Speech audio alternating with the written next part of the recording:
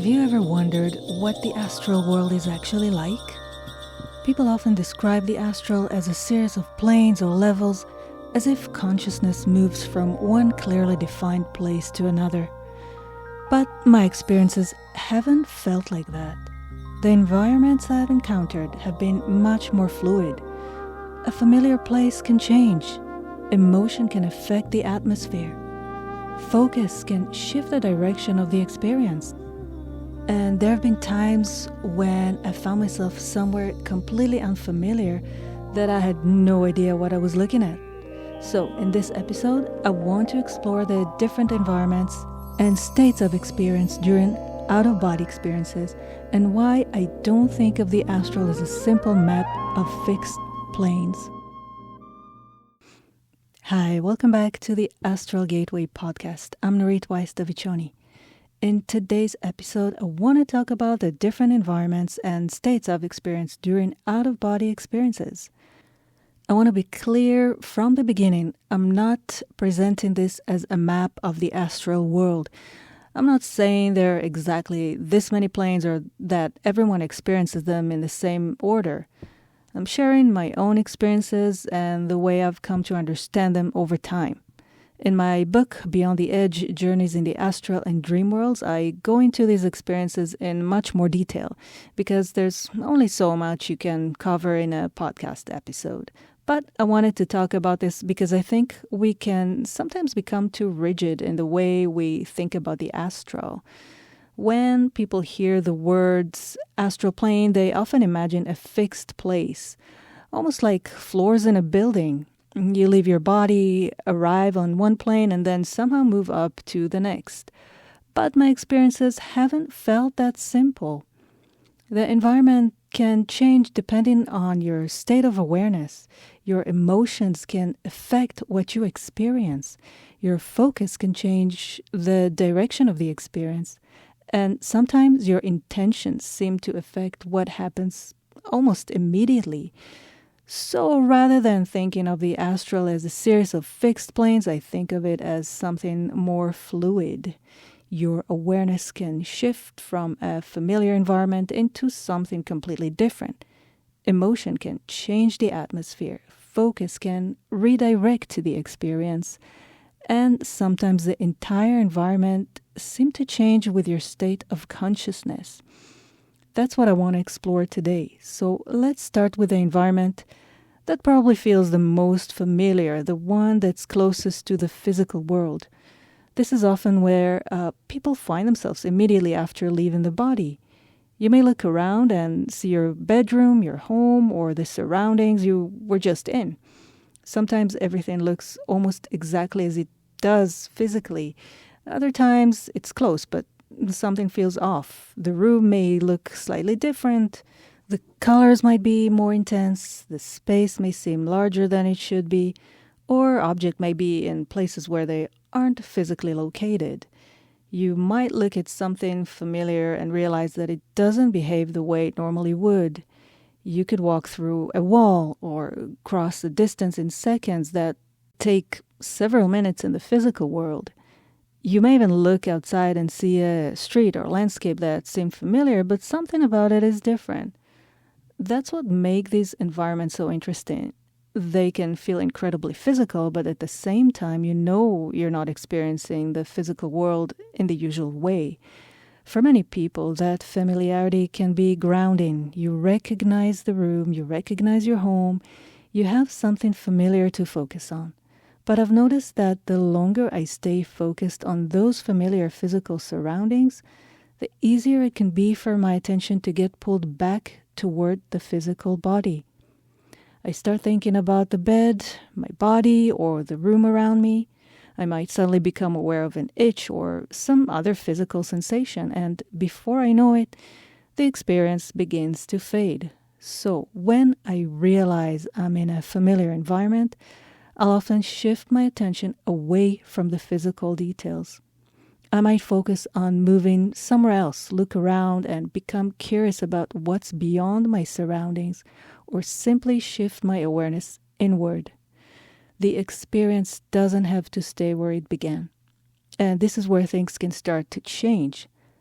Not every environment feels light or peaceful. There have been experiences where the atmosphere felt heavy, emotionally heavy. I might enter an environment with a strong sense of fear, sadness, grief, or shame, and it doesn't necessarily feel like I'm simply experiencing an emotion inside my own mind.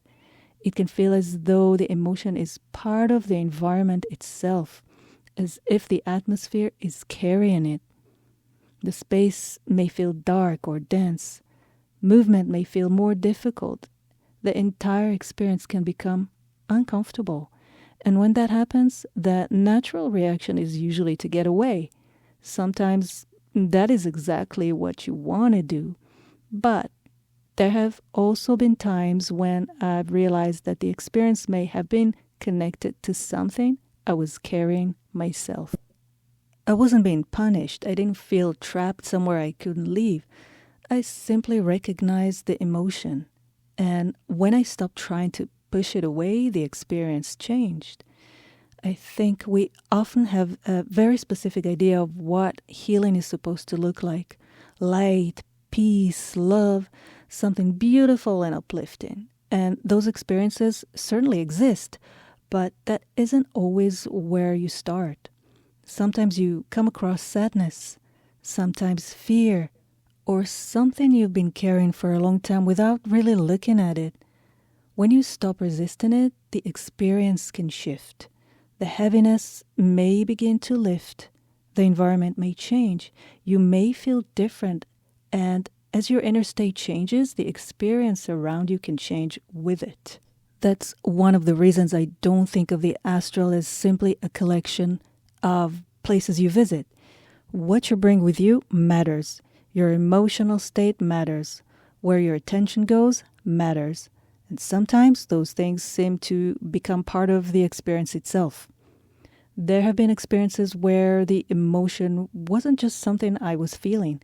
It seemed to become part of the environment. A feeling of peace could make the entire space feel peaceful. Joy could make everything feel more expansive. Sadness could affect the way the whole environment felt. It's difficult to explain because in ordinary life we tend to separate the two. There's the room and then there's how I feel about being in the room. But in some altered states, that separation doesn't feel so clear. Even in everyday life, our emotional state affects how we experience the world. You can walk into the same room on 2 different days and have a completely different experience of it. The room hasn't changed. You have. In an altered state, that connection can feel much more direct. Your emotional state may not simply affect how you see the environment. It may seem to become part of the environment itself. Thought and intention can also seem to have a much more immediate effect. I've had experiences where I focused on something and the experience shifted in that direction. Thought about a place and suddenly found myself there. A change in focus could completely change what I was experiencing. That's why I find focus so important. When you're in an altered state, your attention can be very powerful. A thought that you would normally have and immediately forget can suddenly take you somewhere else. You may be focused on one thing, think about something completely different, and then realize that the experience has shifted. So I find it useful to have some kind of intention before entering an experience. You can't necessarily control everything that happens, but your attention needs somewhere to go. If you want to explore a particular place, you can hold that place in your mind. If you want to meet someone, you can focus on that intention. Or you can simply decide to explore and see where the experience takes you. Sometimes it works exactly as you expect, but sometimes it doesn't. And I think that's important too. If you become too focused on making an experience follow a specific plan, you may miss what is actually happening. Some experiences also feel much more symbolic. They may involve strange architecture, unfamiliar landscapes, unusual colors, or structures that don't seem to follow the rules of the physical world. Communication can happen differently too. You may encounter someone or something and simply understand what is being communicated without an actual conversation taking place. Or information may come through an image, a feeling, or a series of events, and you may not understand it immediately. I've had experiences where I didn't understand what I had experienced at the time. Sometimes the meaning only becomes clearer later. That's why I'm careful about interpreting everything immediately. It can be tempting to wake up and decide that every symbol has a definite meaning. This means this and that means that, but I don't think it always works that way. Sometimes you need time. Sometimes an experience only makes sense after something happened in your life that gives you a different perspective on it. So when I have an experience I don't understand, I write down what happened, what I saw, what I felt, what stood out to me, and then I just leave it alone. I don't always try to interpret it immediately. Sometimes the meaning becomes clear later. I've also had experiences that felt completely different from anything I've described so far. I once found myself aboard what felt like a spacecraft moving through a vast space filled with enormous crystalline islands. The structures were luminous, incredibly complex, and enormous. The entire environment felt ordered and coherent. It felt so alive. What stood out to me was that it didn't feel like I had created it intentionally. I wasn't imagining a scene and deciding what would appear next. It felt as though I was moving through something that was already there. I'm careful about making claims about experiences like this. I don't know exactly what it was. I don't know whether it was another dimension, a realm of consciousness, or something else entirely. I can only describe what I saw and how I felt, and to me it felt profoundly real. It felt independent of my thoughts. Experiences like that can leave you with more questions than answers. And I think that's probably a good thing. There are things we experience that we simply don't understand. I don't think we need to immediately create an explanation for everything. I can say, this happened to me, this is what I experienced, and I don't know exactly what it was.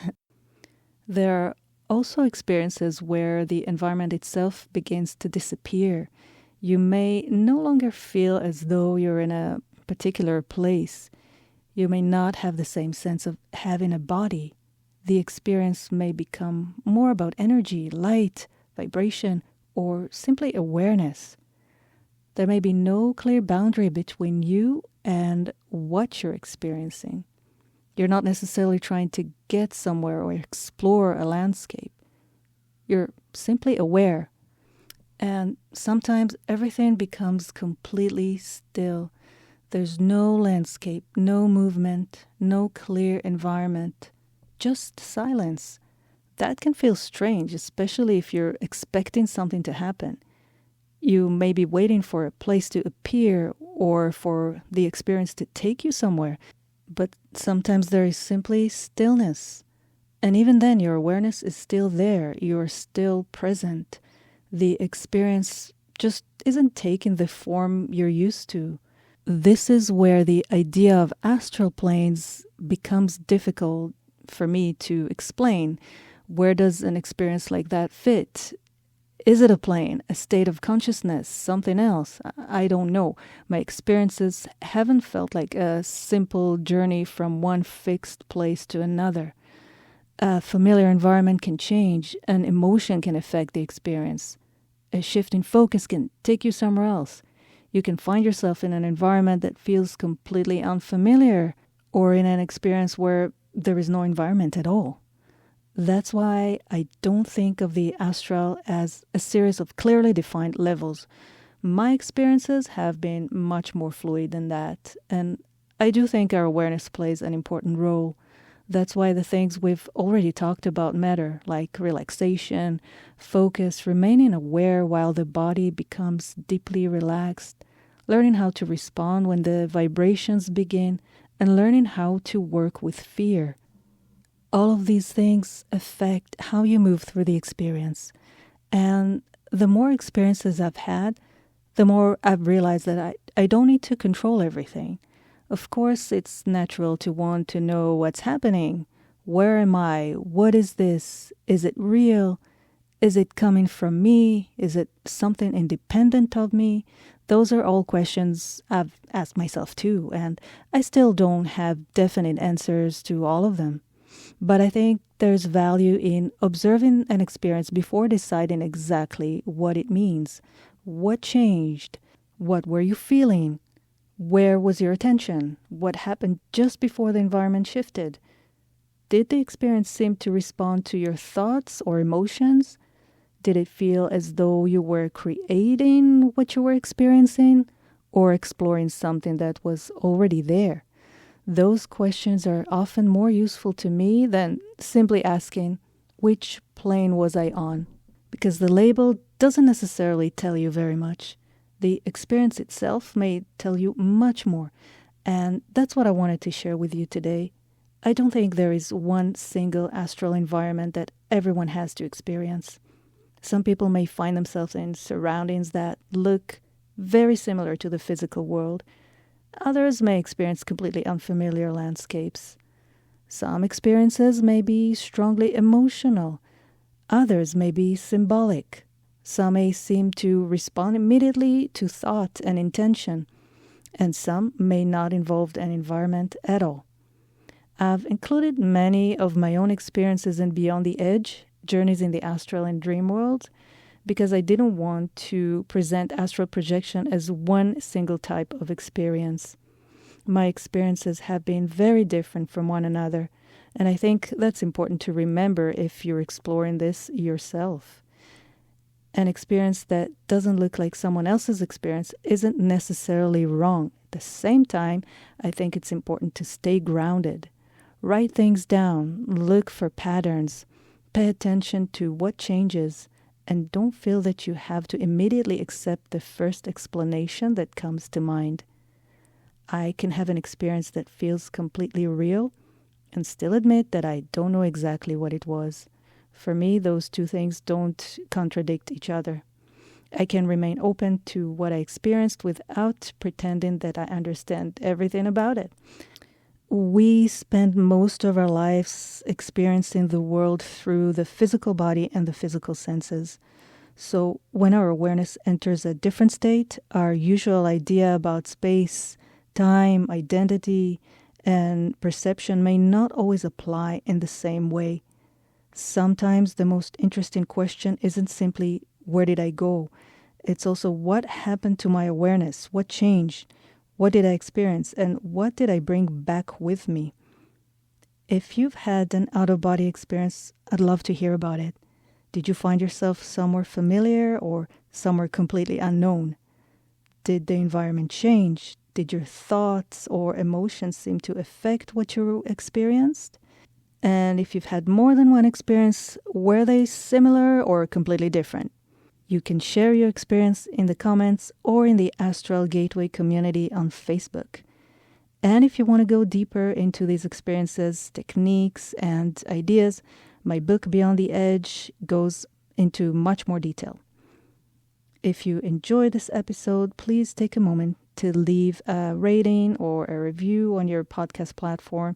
It really helps the podcast reach more people who are interested in astral projection, lucid dreaming, and consciousness exploration. And if you have a topic you'd like me to talk about in future episode, let me know. Okay, thank you so much for listening. Keep exploring, stay curious, and remember that you don't have to have all the answers to have a meaningful experience. I'll see you in the next episode.